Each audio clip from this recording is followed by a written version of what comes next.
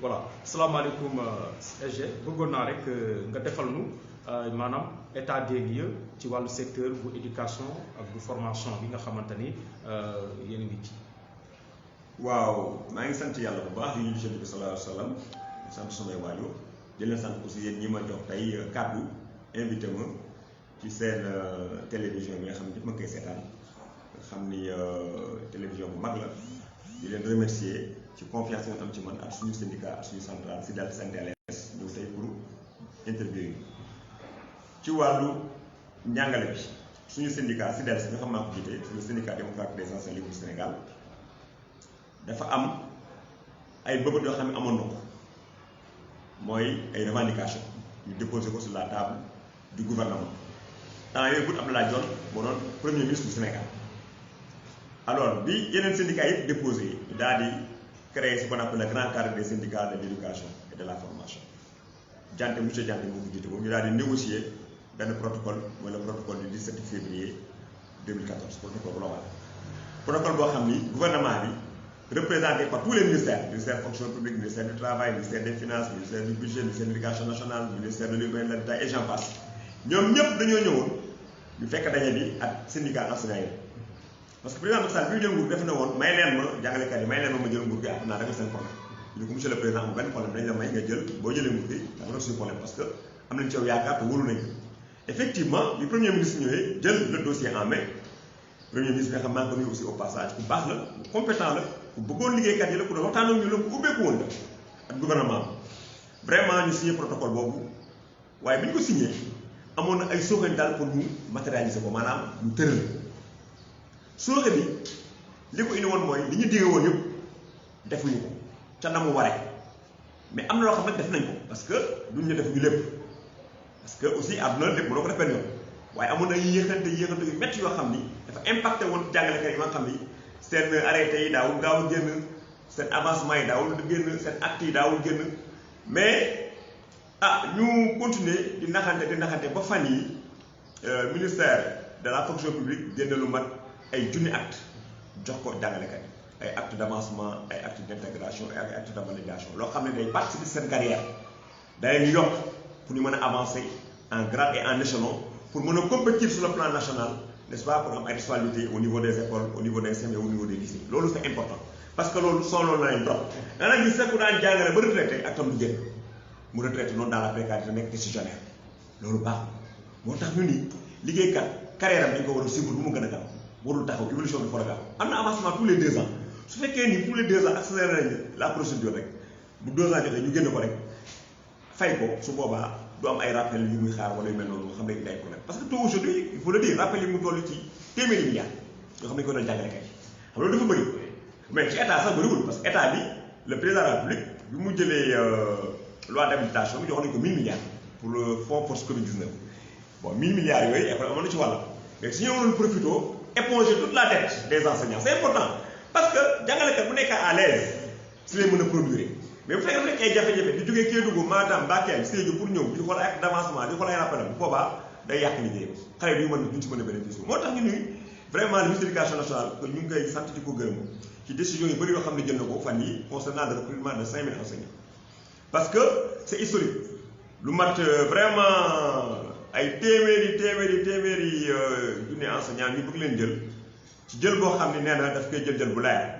parce que dafay wote commission boo xam ne day am syndicat yi am parents d'élèves am waa COSYDEP am société civile ak ñoom gouvernement ñu waxtaane ko xool nu ñuy jëlee jàngalekat yooyu te jàngalekat yooyu ñuy jël ministre Talla nee na am na ñoo xam ne aussi ñu ngi génne CRFPE am na ñoo xam ne aussi tamit ñu ngi génne FASTEF dañ leen ci boole donc dina dem ba lu mat ay 8000 enseignants yoo xam ni dañu leen dugal ci jàngale bi avec une bonne formation et une bonne qualification loolu vraiment ñu ngi koy saluer di ko rafetlu parce que ministre la boo xam ni li mu def nii kenn mosu ko def pratiquement te ñu ñaan aussi en 2022 2023 mu recruter lu mat 10 000 comme ça gàpp 40 000 mu daal di jeex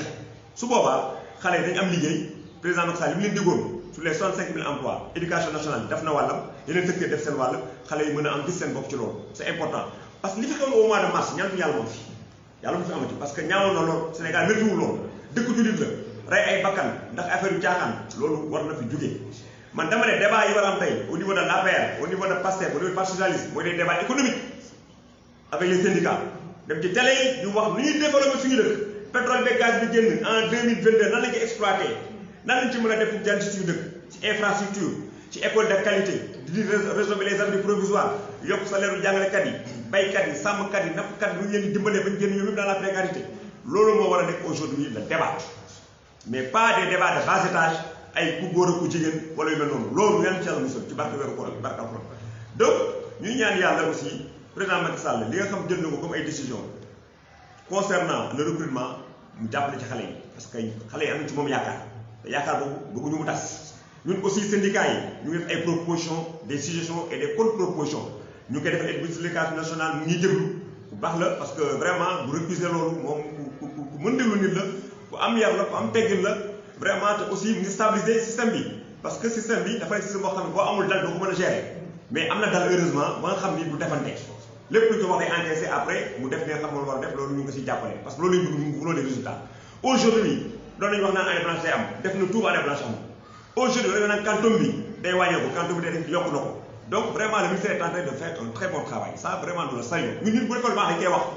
bu deful loolu noonu aussi taw ne dafa li nga def noonu parce que aujourd'hui au niveau du ministère du budget et de l'économie des finances am na loo xam ne defuñu ko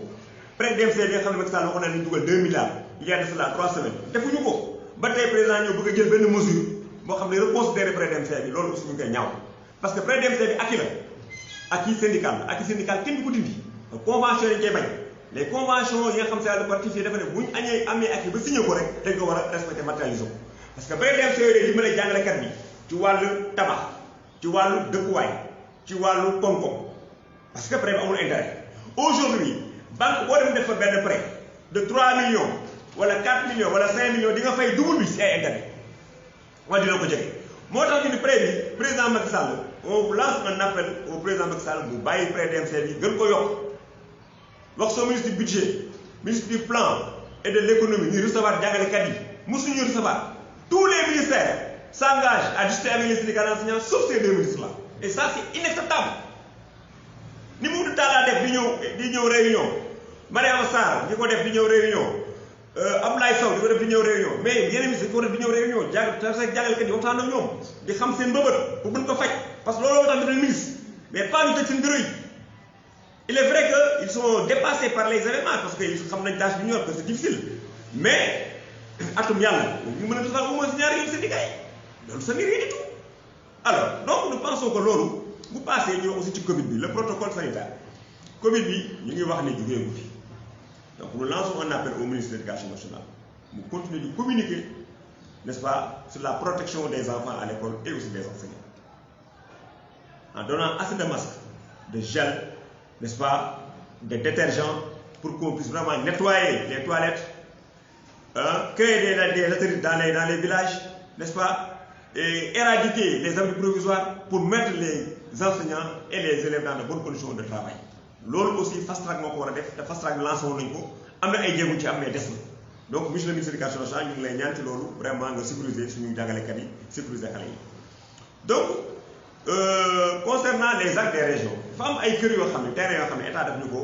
war a jox mu nekk protocole bi jox nañu Kolda parce que dañuy wax dëgg jox nañu ko Saint-Louis jot nañu ko Richard Toll jot nañu ko waaye jotaguñu Dakar jotaguñu Ziguinchor jotaguñu Thiès jotaguñu Tivaouane et j'en passe ak Louga li ko waral mooy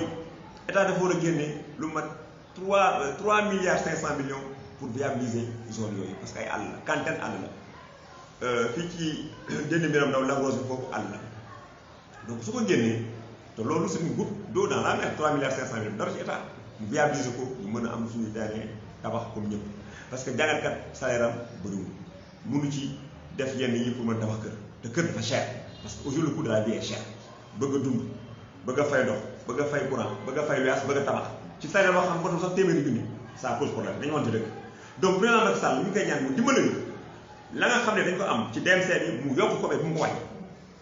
président Macky Sall ñu ngi koy wax mu dimbali ñu suñu terrain yi nga xam ne moom la ñu war a jot ñu jot ko lu mu gën a gaaw mu ñu taw xanaa ñooy màgget parce que location boo demee ba retraité doo ko mën tee fay man mi ci location laa nekk ak samay milliers de morom du dëgg donc loolu ñu ngi ñaan yàlla vraiment mu dimbali ñu ci gars yi nekk dans de bonnes conditions de travail pour mën a produire donc loolu aussi bon ci revendication yi la bokkoon ak aussi tamit ñu ngi wax comment dirais-je problème mu élection de représentativité au niveau des syndicats amoon na fi ba mandat yi mi ngi waaj a jeex donc nous lançons un appel au ministre du travail lu mu gën a gaaw mu woo syndicat d'enseignants yi ñu waxtaan n'est-ce pas évaluer n'est-ce pas l'élection de 2017 élection yi amul woon yoon amoon na ay lu ci amoon ay sooxe yu ci amoon ba ñu dénoncé ko yóbbu ko cour d'appel ba léegi cour d'appel prononcé wul daal ne kii moo gagné wala kii gagné wul du moins kii moo parce que ministre du travail moo wax kii gagné na kii gagné wul mais bi ñu ko def ba yóbbee bi ñu defee recours cour d'appel dafa ne mënagu ci wax parce que c'était compliqué ñu ko téye foofu le temps muy dem cour suprême mais ñun néanmoins dañu ne comme ñoo minoritaire mais minorité dañu am droit ñu wax ministre yi dañuy recevoir les syndicats minoritaires parce qu'il y a ce qu'on appelle le droit des minorités parce que les conventions 87 et 98 exigent du gouvernement du Sénégal de parler avec tous les syndicats légalement constitués maanaam syndicat boo xam ne am nga récépissé rek war nañu wax ak yow c'est ça qu'on appelle le dialogue social. Alors maintenant am na ay avancées ñu ngi koy saluer mais nañ ko gën a yokk et puis ñu woote évaluer élection yi préparer élection yi ñëw aussi. waaw donc SG ñu gis ne maanaam yéen nañu ci semaine bi ñu génn rek ci wàllu fête première mai bi ndax mën nañu ci am loo xamante ni tey mën ngeen ko cee jàpp yéen en tant que centrale syndicale ndax mën ngeen jàkkaar ne war na mën am njariñ loo xamante ni ginnaaw bi ngeen jàkkaarloo njiitu réew mi ci seen i doléance ndax mën nañu jàpp ne dina am njariñ mu leen jural ndax mu bañ a doon loo xam ne dañu ko jël dugalaat ci tiroir yi fàtte ko. waaw effectivement le 1er mai mooy fête internationale des travailleurs liggéeykat àdduna bi yëpp ñoo koy fêté ñun fêté nañu ko fii suñu centrale syndicale CNTLS confédération nationale des travailleurs du Sénégal man maa ko jiite ñun bokk aussi FSM parce que ñun aussi dañu bokk benn organe pour FSM n'est-ce pas fédération syndicale mondiale boo xam ni am na lu mat 150 millions d'adhérents donc ñun ñëpp fêté nañu ko alors ñu rafetlu aussi président recevoir nañu palais ñu jox ko suñu cahier de doléance maanaam suñuy mëbët ak suñuy jàmbat man sama bopp bi ma ñëwee mu nuyu ma ne monsieur Kane j'étais très content mu jaar sama tur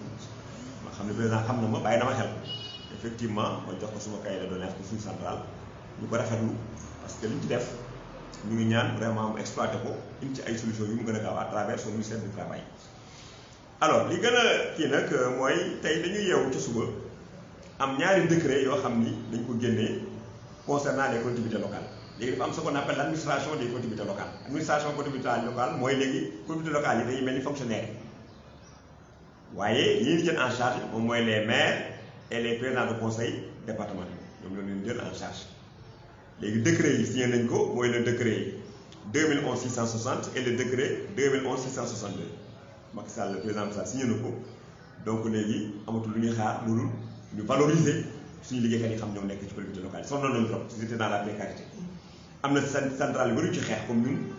comme ñoom Sidé Ndiaye ñoom Baxaw Diong ñoom Dramé Ibrahima Sarr ñun ñëpp xeex nañ ci ba yàlla tey ma ñu lii mu nekk ndam boobu nag ñu ngi ñaan yàlla ñu préserver ko parce que liggéeykat bu yokkoo rek Sénégal day yokku mais liggéeykat bu wàññeekoo rek Sénégal day wàññeeku parce que dañu wax ni tubaab dañuy wax ni la richesse appartient au producteur donc celui qui produit doit avoir la richesse. Donc comme nous produire, nous devons mettre vraiment dans de bonnes conditions de travail. Aujourd'hui, avec la COVID-19, entreprise bëri ñu licencié ay travail ça c'est illégal. Parce que président dafa waxoon boo mu COVID amee génn naa fonds de résilience jox leen lu mat 15 milliards pour ngeen jàppale ko liggéeykat yi nga xam ne ku dem chômage technique ñu ko mën a fay ba 70%. loolu liggéeykat ba def ñu ko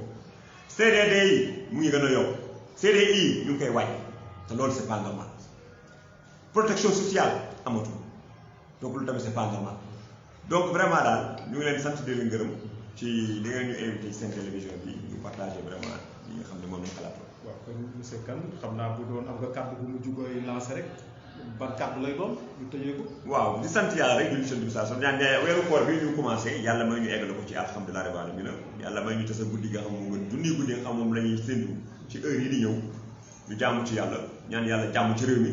ñaan yàlla jàmm ci Afrique ñaan yàlla jàmm ci àdduna bi ñaan yàlla jullit yëpp am jàmm parce que jullit yëpp ay frères ay sœurs lañu loolu la yàlla santaane donc war ñu nekk fii di xuloo di ŋaayoo ci ay wax ñàkk fay loolu du jëmale réew kanam loolu aussi kilifa du ko def ñun ay kilifa lañu alors suñu doom yi aussi ñu ngi seetaan télé di ñu déglu am na loo xam ne waruñu la ko jox comme exemple am na débat yoo xam ne c'est des débats de caniveau de bas étage waaw lu ñu ci war a dañ complètement le vrai débat aujourd'hui c'est le débat économique et financier. Parti socialiste